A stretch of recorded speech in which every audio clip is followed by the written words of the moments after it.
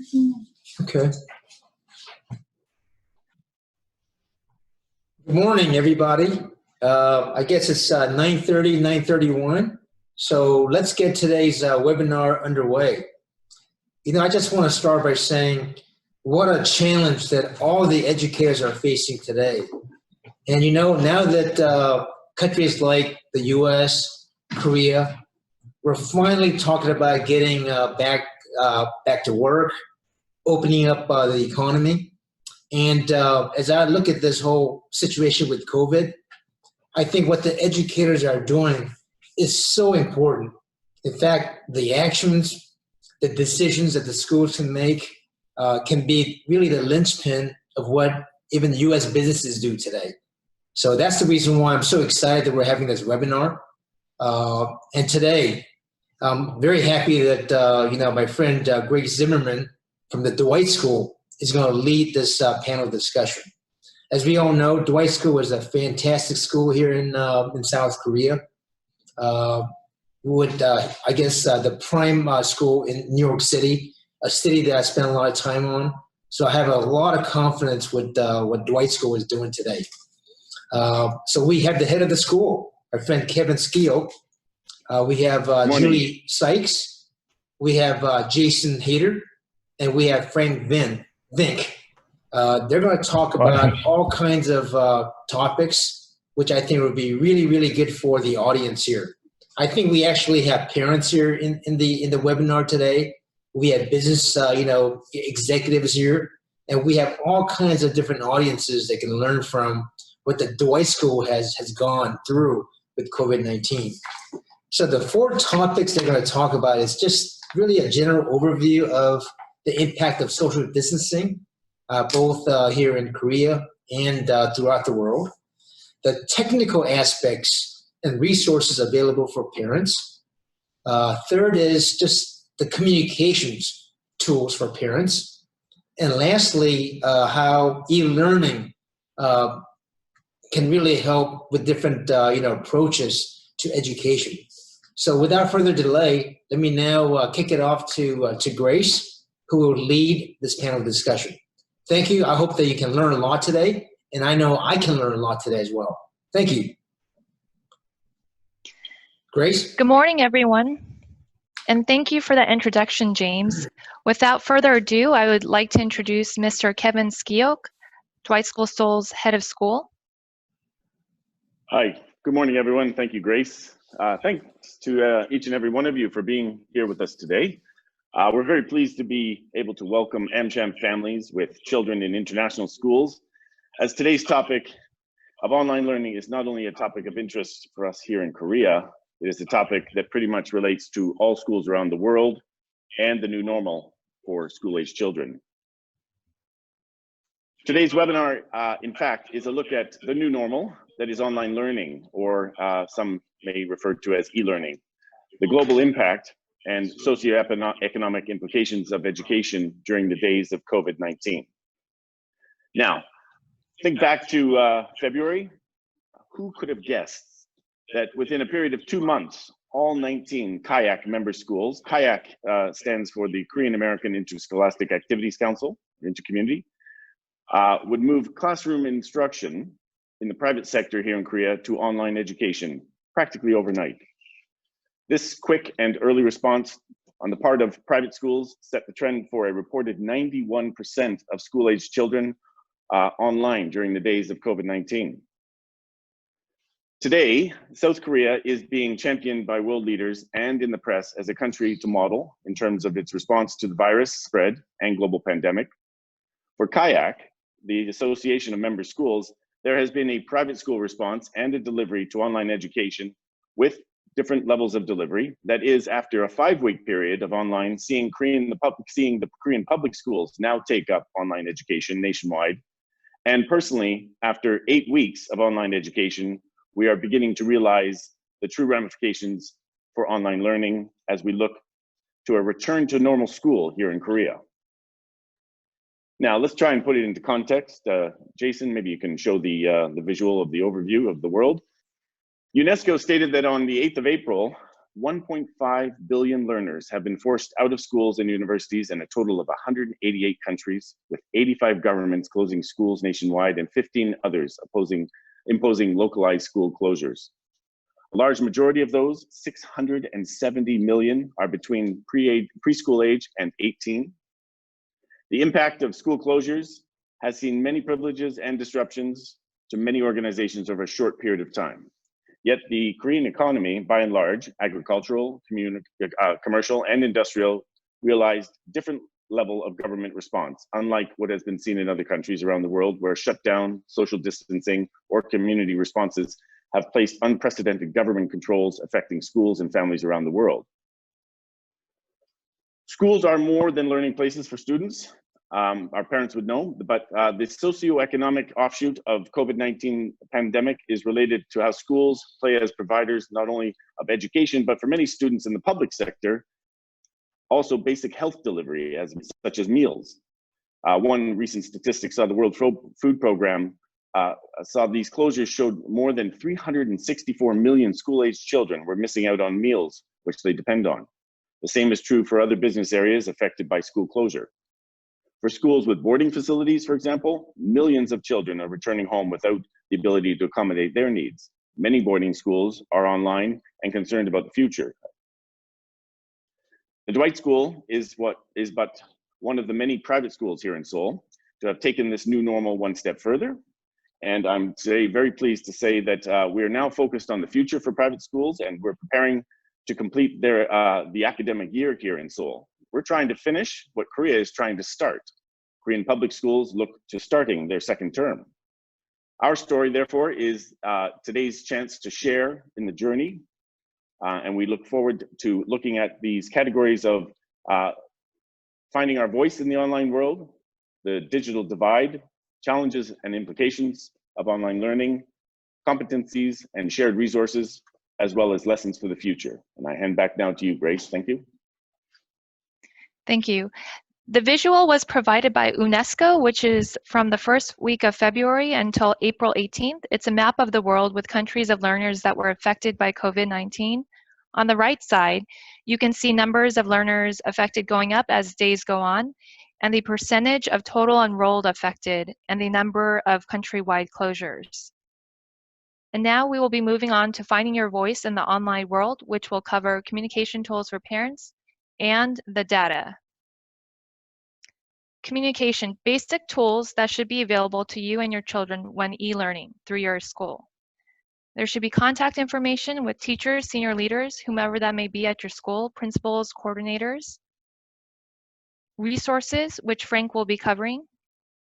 Synchronous communication, that means set online office hours, which allows for reliable time set aside for students and parents to contact. Discussion forums, surveys and data, which I will go back to in just a second, and message boards, which we will also cover more in depth later. There are strategies for connecting and communicating during COVID-19. Organizations need online learning solutions. It's important to create online learning hubs and peer groups for training purposes. And these schools need crisis management policies in place. The online presence means a known environment where parents, students, and teachers are connected via platforms and servers through the school, and all meetings should go virtual. The new normal predicts that all meetings, even parent-teacher conferences, can go online, and prepping for this simply calls for implementing a system of booking and a reliable platform for virtual meetings. And the last is data responsive decision-making. Surveys, charts, communication channels for parent feedback on program delivery. Responsive decision-making processes allow leaders at all levels of an organization to make decisions in response to the data provided to them. Schools should collect data and make updates and shifts in program delivery, depending on the feedback and the data that they receive from these surveys. And now I would like to introduce Frank, who is our Dean of Technology and Innovation. Thank you, Grace. So I'm sitting here wearing three imaginary hats. I am a Dean of Technology and Innovation, but I also teach in the diploma program, and I'm also a parent of 2 middle school kids. So in my little chat, my perspective may switch over a little bit between these 3 perspectives. So some of our audience this morning are parents, and the main role for you parents is to provide a quiet space to support and encourage your kids, but also to reassure them, relax. Everything will be all right. You are not their teacher. Focus on supporting your child and keeping the atmosphere at home relaxed and conducive to teaching and learning. Encouragement, but Jason and Julie will go into that in more detail. I'll be focusing on what you as parents or as other stakeholders should be looking for in your child's school. So starting with the e-learning process. If possible, and in this case that was not always possible, I will gladly admit, schools should prepare their faculty, their students, their families ahead of time. We've been thrown into the deep end in this case, but for the future, we should take lessons from this experience and create a handbook of sorts, use this for any future school closure. So make sure you look for that in your child's school.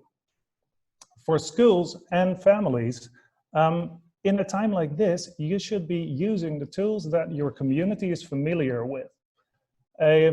A platform that you're currently using that is not ideal, that is not optimal, but is something that your community knows is always going to be better than trying to introduce a new platform at a distance in a time like this. This is not the time to do that. But when all this is back to normal, we can evaluate and look back at potential improvements for the future again. Finally, for the processes, I would say that your school should be using clear, proactive, and consistent communication. It is very frustrating to be looking for information when you're unsure which platform was being used to communicate it. A message, a text message, a pop-up alert, an email. It's also very frustrating for students, so this is something else that schools should be aware of and parents can look for, to be receiving a task in a certain platform and be asked to submit it in a different platform. There should be consistency across the board. Which brings me to the content of e-learning. The shift in this, the shift to e-learning, I should say, has highlighted the need for digital citizenship being taught throughout the school's curriculum, and the need for a clear technology scope and sequence. We need to know what we want our students to be using technology for. What is the purpose of them using technology? And parents should expect this from their schools. The school needs to know why students are being asked to use a certain platform. It's not about using a new tool, it's about the learning objective, and technology is a tool to get there. In general, my golden rule as dean is always to focus on tasks that create something rather than consume something. Creating is an active task while consuming is a passive task. Therefore, it is an entirely different process that goes on in the student's mind if you're asking them to create something using technology rather than watching a YouTube video. Schools should also be mindful of limiting the number of tools that they are asking students to use on a day-to-day basis. So as a little shot ahead to Jason and Julie, some of the challenges that students and parents and schools in general maybe face include, as Kevin mentioned, the digital divide. In Korea, by and large, we have a good coverage of devices. We have a very good coverage of internet and Wi-Fi. But this divide is not to be, well, it still exists in Korea. This is what I'm trying to say. And the issue with that divide is that in this period of e-learning, the people that were already in good schools with good access to technology, they benefit much more from what we're already doing. So during e-learning, those that were already ahead are getting further ahead, and it is our responsibility as a school to support our community in accessing the education online as well. So as this period of online learning continues and gets longer, we should consider supporting our family. We have handed out devices to our parents even in a school like ours. But there's also government programs available in some countries where you can get access to devices. There's innovative ways or improvisation possible in terms of getting Wi-Fi access. For instance, in the US, in library parking lots. You can still stay in your car, but have Wi-Fi access available in the parking lot of your local library. For schools and teachers, it also means that you can adapt the delivery of tasks and adapting the task itself. Not every household will have a device available to all students.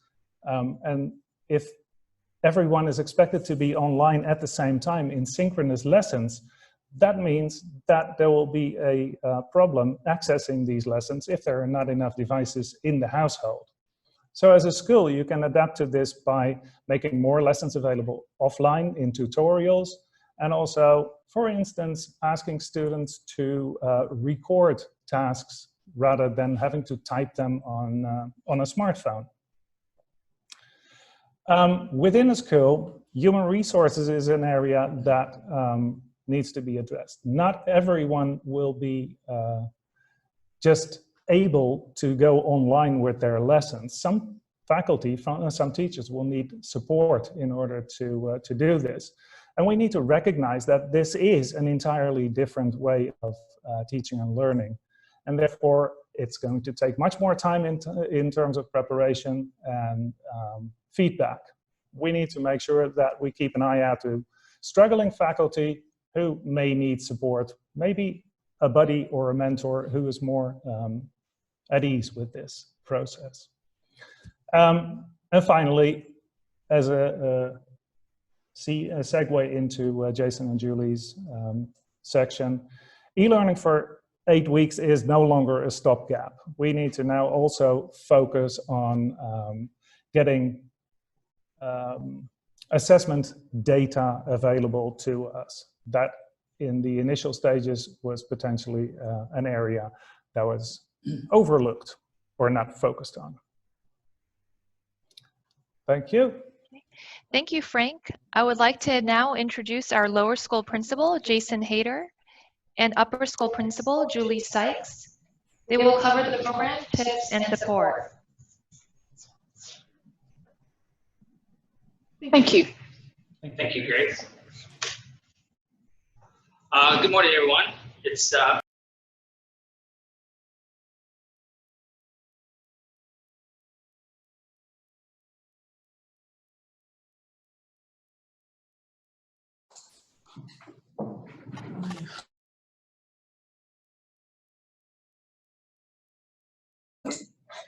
Your microphone is off.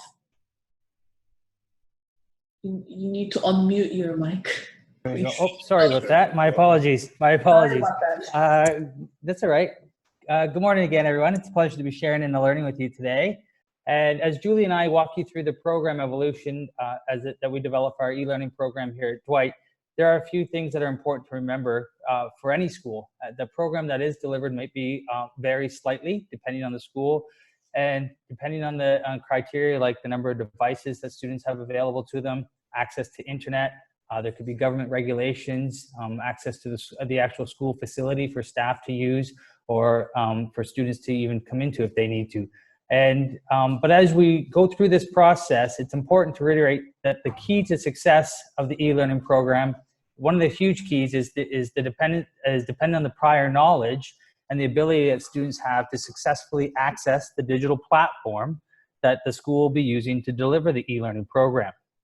Additionally, when an emergency or a crisis occurs, like the current pandemic, the school needs to be aware as to whether or not students and staff will have to relocate to alternative locations and what impact this would have. It will play a key factor for the school in deciding if their e-learning platform is going to be synchronous, which means that it's going to be delivered at the same time as the current location or in real time to people who might be in different locations around the world, or if it's going to be an asynchronous approach, meaning that it can be completed and delivered at any time, and students can access their learning at any time. Here at our school, when initially preparing our e-learning program, we knew that we would need to differentiate the mode of delivery based on student age and ability for them to independently access the technology and program. For this reason, our youngest learners, which were approximately age 3 to age 8, we chose a platform that was asynchronous in its delivery, which allowed students to complete tasks at their own pace, and flexibility in the time for parents to support them.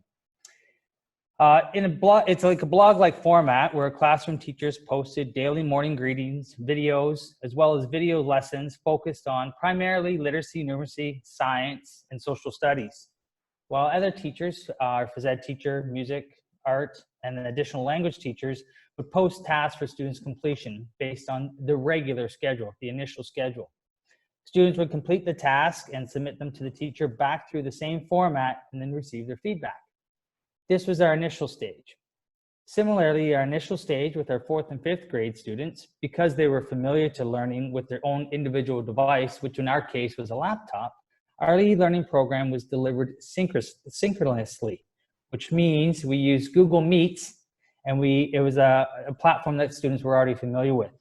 They followed the normal school timetable and met with their teacher as an entire class. Think of it as a virtual classroom. Students all on screens looking at their teacher, where the teacher delivered lessons and delivered instructions in a short 10-minute session. The students could then go off and work on their tasks while keeping the Meet open, and return to the Meet to ask questions or to meet with the teacher to consolidate their learning. This was the same approach for all subjects, and the intention was to mirror the regular school day as much as possible for the grade 4 and 5. While in our upper school, Julie? With our 11-year-olds to 19-year-olds, we kept the school day much like the grade 4 and 5. So we had our students following exactly the same timetable schedule as they usually do. We had them joining their classroom using Google Meets. As a school, in upper school, we have always used Google Classroom, so the students are very familiar with this. We also use a certain online tool called ManageBack, which is for things like report cards, grade books, etc. So all of that is online and accessed externally. So we try to carry on the school day as normal. The students would go into their particular class that morning. Their teacher would be there, would greet them, would give them some instruction. The students would carry on their tasks and maybe submit things by the end of the lesson, or they'd be working on extended class. The Google Meet would, again, just like grade 4, 5, stay open, and the students would come back, ask questions, and usually meet up at the end, towards the end of the 50-minute lesson to conclude what they've been doing that lesson before moving on to the next lesson. That we continued for a little while, for a week or two, but we started when we realized we were going online for more than the initial 2 weeks. We had to make some adjustments. So, Jason, you ready for the adjustments? Yes. As it became apparent that the closure of the school facility was going to last longer than the initial 2 weeks, as Julie mentioned, we look at our e-learning program like a lot of programs for 21st century learners, and it was required to evolve and adapt to meet the changing needs of the students. So our curriculum leadership team met every morning, first thing in the morning, and we took that time to reflect on student feedback, parent feedback, and teacher feedback, as well as we took that time to consider the requirements of specific programs, specific subjects, to determine how we would adapt our e-learning program for the longer term. A lot of the feedback focused on amount of time that students were required to work on tasks, because they didn't have that one-to-one support that they might usually have with the teacher, and they wouldn't necessarily have the support that they had from teacher assistants or other classmates in class. Mainly that support was coming at home from a sibling or from a parent. So for our youngest learners, this meant reducing the quantity of tasks to be completed and increase the meat or the quality of those tasks. we determined the need to move from consolidation of previous learning to now we had to focus on new content because this was going to be longer term. This meant more teacher videos that were longer and continued to reiterate the new content, as well as directions where some students needed resources at home. Teachers would give directions on how they can make those resources at home. It meant a shift in a greater emphasis on literacy and numeracy and a little bit less emphasis on some of the other subjects. So teachers like art teachers, music teachers, phys ed teachers were posting weekly now as opposed to daily or their regular timetable.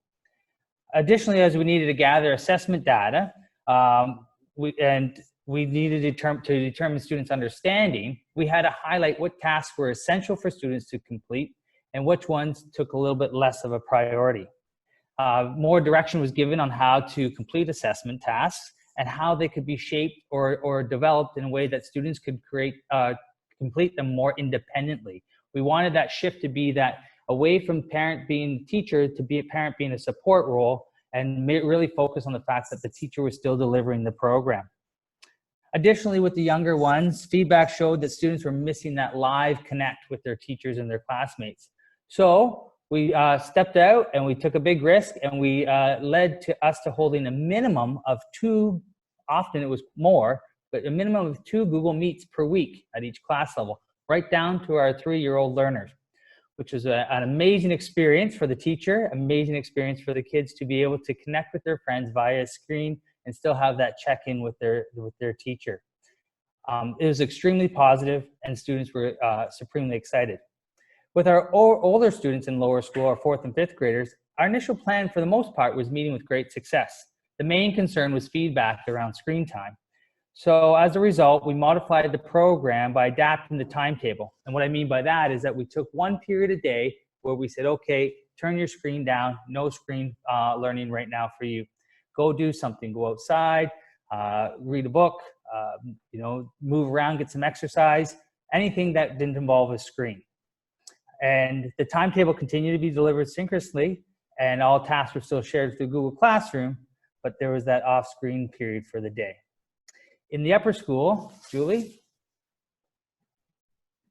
Thank you. Okay, so with the upper school, that's grades 6 through to 12, we also looked at the feedback from the parents, the students a lot here, and also the teachers.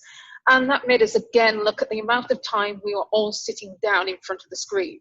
I think initially our first concern was giving good quality education the same as in school, which is still a major concern, but we forgot that we're not really used to sitting still all day. And the amount of activities we have in our normal school day, the getting up, the doing group work, the hands-on lessons, we kind of forgot about that we shouldn't change everything to sitting down online in front of the computer. So we had to look at a way of making it a little bit more balanced for all of our well-being. So we looked at a way of moving 50% of our lessons were standard lessons, the same as we've always been doing, and 50% of our lessons we turned to tutorials. So these tutorials are classed as optional drop-ins. So the students have longer term tasks to do. They have instruction on 50% of their classes a week with the teacher. And the other 50%, if you're looking at the screen now, I think those are the pink colored ones, were made available where the teacher will always be online in the Google Hangout for them. And students, if they need the extra support, or in many cases just wanted to chat to the teacher or get a little check-in on their work, would actually drop into those lessons. These we found actually worked quite well. We had a lot more one-on-one support by the students who wanted it. We had a number of students who would drop into those, not really because they needed support on their lessons, but usually because they were only children living at home, not being allowed out of the house, and were missing the social contact. And it was often to introduce their pet to the teacher and have a little conversation. We also looked at, if you see this timetable, it's a little bit small for you, I know. We added all of the links to the Google Meet. So one of the things we also had with our feedback is students were finding it hard to organize and find the right link to get to the right class at the right time. So we designed this so all of their links are in one place, so nobody has to go looking for anything. And we also included on this as well the weekly objectives for each class. This means the students would know exactly at the beginning of the week, or in fact the week before, what they'd have to be doing in that following week and what was termed as being on track during that week. As well as looking at those classes, we also looked at what extra things we could put in place. So initially, this was looking at how the teachers actually design their classes. Initially, when we went online, we just tried to carry on what we were doing in class, but in a digital setting. And as time went by, we realized we needed to be a lot more creative and start thinking again from scratch. So the teachers were looking at really making use of the home environment. So for example, English class, before discussing a novel, all of the students would go off screen and dress as the character they were going to be discussing to get into the mood of it. The music lessons, I know some of them changed completely to be looking at stomp units. So you had a lot of students getting saucepans and chopsticks, so they could all join in with some live rhythm together. We also looked at how to introduce more paper and pen tasks instead of using a computer, because although we moved to tutorial drop-ins, the nature of lots of schoolwork nowadays is still on the computer. So we looked at different ways where the students could be taking photographs of things, recording videos of things, or just using the old-fashioned pen and paper instead of typing on a computer. We also looked at introducing a few things for social connectivity. So now we have our student reps from each class, that's part of our student council. They host hangouts every week in the evening for the different age groups. We initially had a teacher dropping by those, checking how they're going, but of course, as soon as the teacher dropped in, all the teenagers stopped talking immediately. So now we actually leave it to the student representatives to actually host those, and they then contact the teacher with any issues that they might have come up. We also have students who have set up a movie club. So each week there is a movie that you have to watch on Netflix, and then I think it's Wednesday evening, they all get onto a hangout to discuss the movie. We also have competitions for students as well.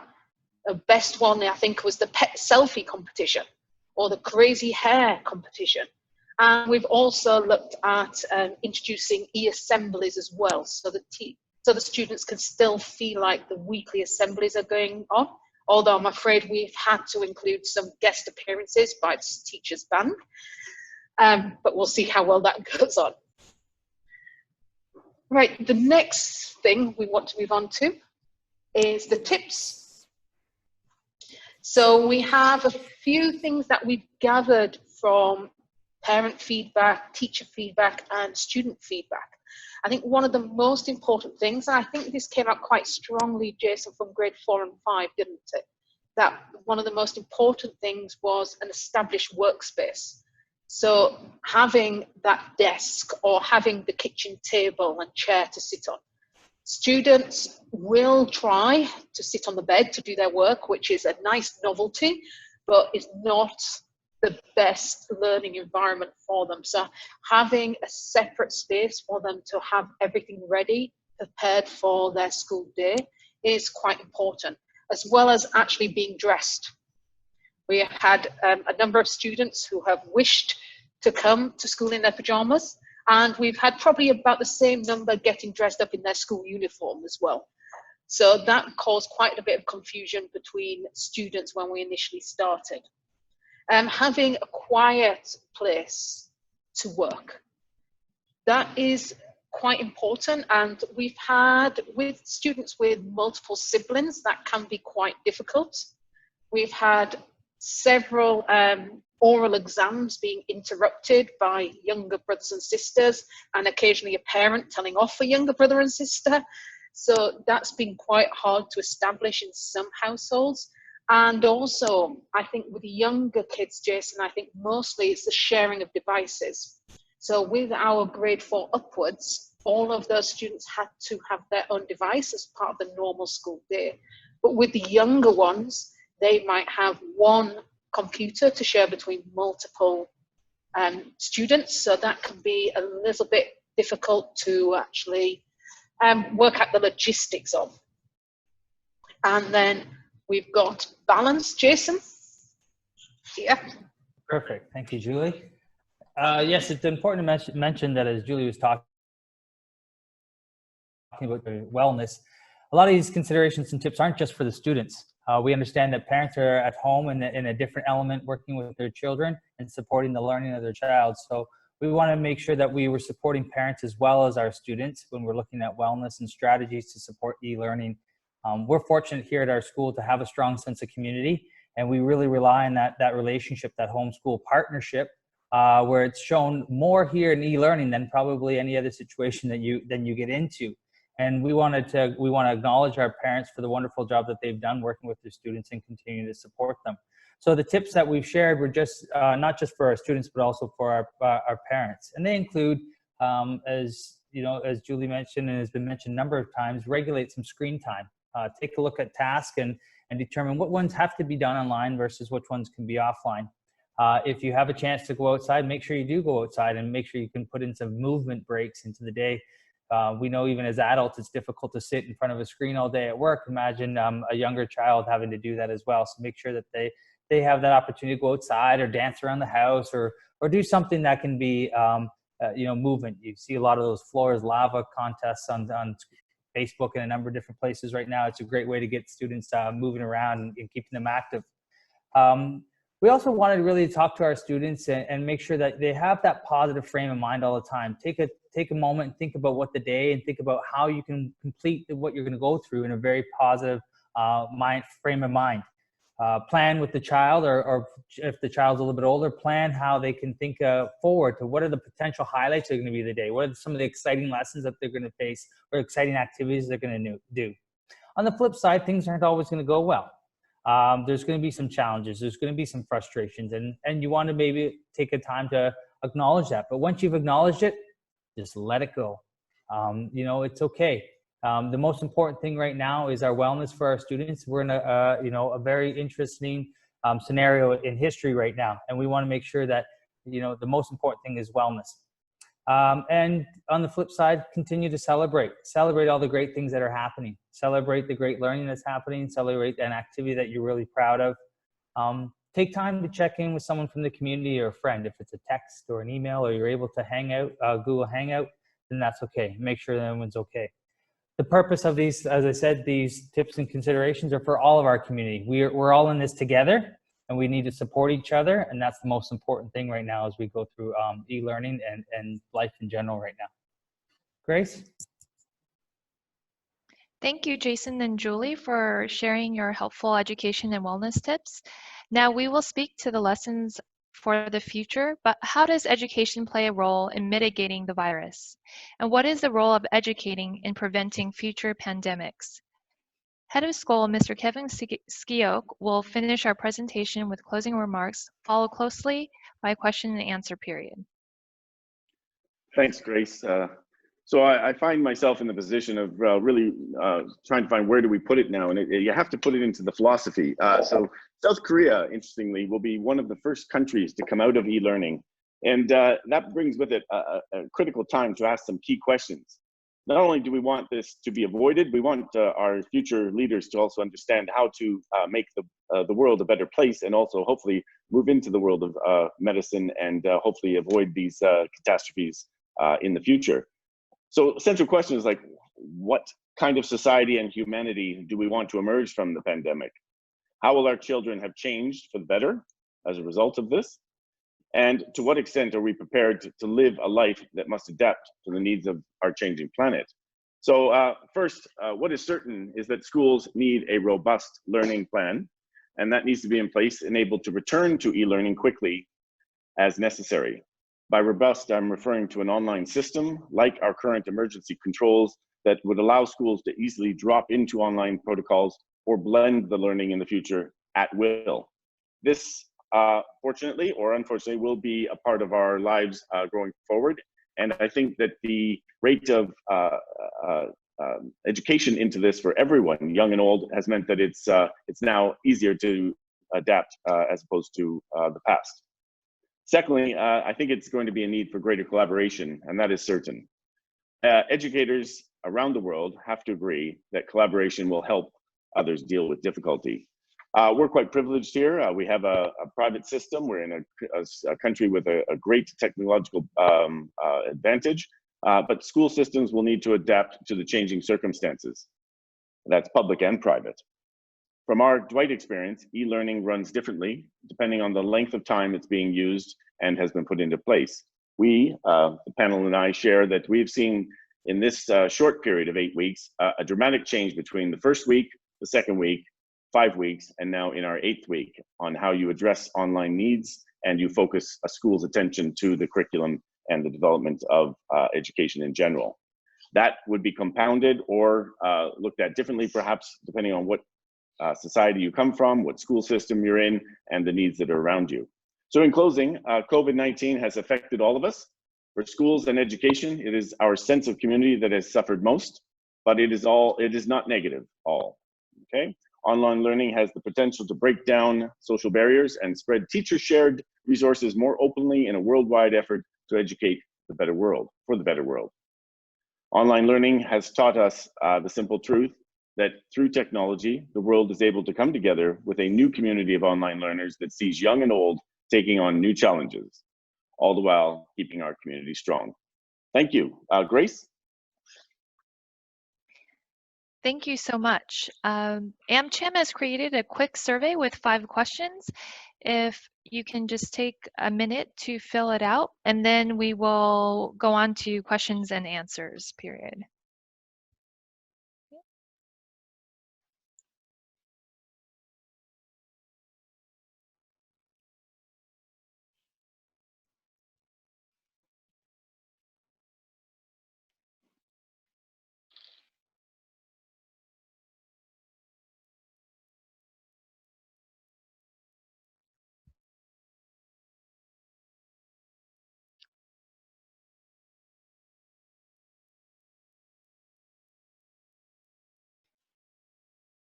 Okay, and if you have any questions at this time, please feel free to type them in our chat box and we will do our best to answer the questions in the time that we have left.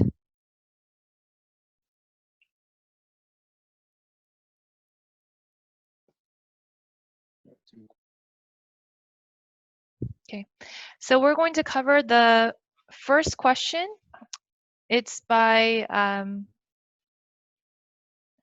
someone who is asking, what do you think school will look like for you post-pandemic when students return to the classroom?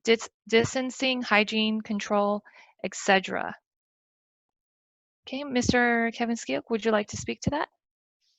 Well, I can certainly talk on this topic. We've spent a good amount of resources on protecting the school, and that's not just for our staff, but our students when they return. And we have the advantage of doing that. I think that you have seen in Korea the sanitizers and the masks and the general no touching and social distancing rules that exist. That exists in schools, and that will be the new normal when children do come back, and definitely for the short term.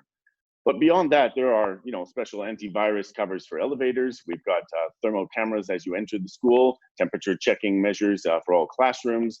This is now, I guess, post-pandemic, one of the new normal aspects of going to school. The issue we've been talking at Dwight here is, what will become of social distancing rules when they enter? Unfortunately, in our culture, Western culture, handshaking, hugging, and all of that, kissing if you're Italian. I can't imagine Europeans do a lot of the greeting through kissing. I think that might disappear, and you might have now a return to more of the Asian bow or the simple hello that is needed. We've done some creative videos with staff on how that return would look in a visual way for students, and teachers have put together, scenarios that would show how you greet people in the new normal, as I'll refer to it. But I think in terms of the shape of things when you enter, in terms of the technology and the changes to your regular routines, would mean that we're more conscious of people being together and definitely spreading virus.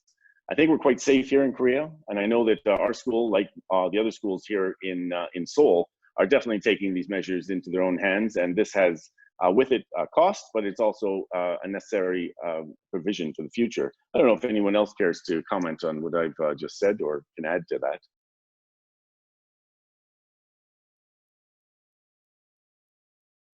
You hit some of the key points when you're talking about resources to support the safety and the well-being of our students. And as a school, we will take advantage of this opportunity to educate students about what good hygiene means, how to continue to develop those relationships with your friends, but as Kevin said, keep that distance or keep that contact limited. It is challenged with, especially from my perspective, with the little ones in the younger years. They're excited to play with each other. They're sharing toys. They're sharing resources in the classroom. So the focus on good hygiene for students and washing their hands before snack, washing their hands after using the washroom. Those are opportunities for us to continue to educate on the importance of health. Okay, can I answer something as well? Sorry, I'm just thinking about, it's slightly, I'm not sure if you meant to ask like this, but I think some of the things that will change as well is not just about hygiene and distancing, it's going to be how we teach as well. There is lots of teachers who've come to me after 8 weeks of this and have said how they can't wait to get the students back because things they've put into place due to distance learning, they actually want to bring some of those tools back into the classroom. So some of our students have actually had real big success stories from this style of learning, particularly those that were somewhat more shy. They love the chat box, and teachers are trying to work out how to bring that back into the classroom where students don't have to speak out loud. We have a couple of our students who we know are going to be leaving us this year, but they are now deliberately looking, when they leave the country, to go to an online school instead of a face-to-face school. And that's only changed in the last 2 months since we've had to go like this, because they've discovered their children have actually learned a lot better away from the distraction of a noisy classroom. They discovered they learn much better when there isn't all their peers around with them. So they're actually deliberately looking for that. So I think school is not just going to put in things about social distancing and hygiene. I think what we do in the classrooms will probably change. And I think the accepted view of what a school is may very well change as well. Fantastic. Thank you so much, Julie. We have another question about school tuition and moving towards the future, if we think that online classes will see a reduction in school tuition. Would you like to speak to that, Mr. Skeoch? Yeah, sure. I'm sure I'm not just head of school, I'm a parent, and I also understand from the business side of the school where things are probably on the minds of parents versus the minds of other heads around the world. This is really a question that I can't answer specifically other than for Dwight, but for the schools here in Seoul or around the world, the issue of tuition and the cost to parents, I think, is really one that is a non-starter at this stage. We've seen not a reduction in costs. I think there's an increase in costs for schools. There's definitely an increase in technology costs. But we're fortunate here in Korea where our staff are not, they're not away from the school. They're still within the region, and they can still access the technologies of the school and all of that is needed. So the costs in terms of school have remained somewhat constant. At least that's what the business managers are telling me. Definitely with regards to busing and services that are offered to students that no longer would be taken up. Those, I think, are areas where refund or credit have been delivered, at least from Dwight's side. And I know that other schools would probably share in that. But on the issue of tuition and the costs, I think the future, this future that I'm referring to, is going to be one where, like Dwight Global in New York, where we have a, we've been running this for 5 years now. There are all sorts of types of schools that you're going to see. Online schools certainly meet a need, but schools such as ours here in Seoul really thrives when it might go forward with that blended form of learning in the future. And I don't know what that entails in terms of future tuition, but all I can answer to is that those choices and decisions will be made by that community in that school. And I think that for parents, they're seeing the same quality of instruction, but the delivery of that is something that we have to get better at, and the survey of that data would be coming in as it does. Let's bear in mind that this has been 8 weeks, and we are fortunate here in Korea to be coming to the end of our school year. That is quite different when you're looking at Korean public schools where they're hoping to start the second term. Now, that is an entirely different question. And I think that for most of the private schools, we're looking to end the year. And with that, most of the grading, most of the curriculum has been covered, fortunately for us, at this particular time. And I think I'd end by saying that over the last 8 years here in Korea, I've seen 3 of these, and they've gotten progressively worse, unfortunately, over time. I think with SARS and MERS and now COVID, the idea that schools have to be ready for online learning is going to definitely put into the operation costs the provision to make sure that these sorts of avenues are going to be better and also more available to students, as I was saying in my breakdown, as a future deliverable on what is possible for a future school, this being one of the emergency protocols. Okay.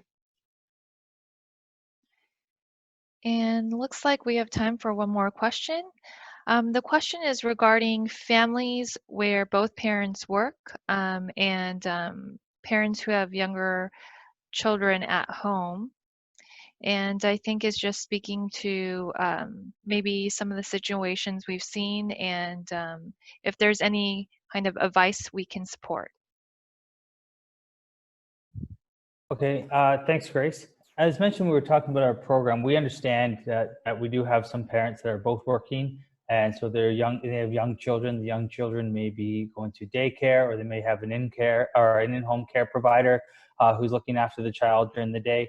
And so when it comes to the learning and the program that was being delivered for these kids, these children, as we mentioned, we made a shift, and in that shift, we tried to take the emphasis off of a quantity or a large number of tasks and reduce those tasks and have it focus on literacy and numeracy.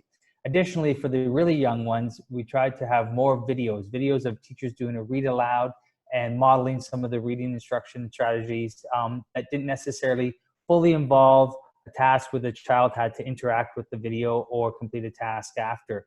This child's still doing some learning, but the task isn't the same. Kind of, for those of you who are familiar with Sesame Street, it's kind of like a Sesame Street style of video that we're looking for our teachers to create for Magic School Bus or something along those kind of lines. The tasks also shift for be dances that would help give the students, keep the students active, songs that they can sing along with. But the priority of the completion of those tasks shifted because we understood that all students weren't necessarily going to be able to do this. It was challenging to do on their own. So that's how we did that with the younger students and moved them and tried to support parents with respect to that. Yeah, thanks, Jason. I just chime in here for a minute. Schools around the world are asking this question. It's a very actually important question. When families are working, or there's the ability here in Korea, our families are working, are back to work, fortunately. Those in the United States are largely, coping with this while they're at home still, but and they have the care provided. But when the parents are away and the children are at home, there's a there's a real issue here with child protection, and I think it'll also develop into where schools are going to take the ownership of some of that attendance and the monitoring of that online. We're still at the very beginning of this in terms of understanding the true ramifications, but this is open to all kinds of abuse, I would imagine, and we have to be protective of that.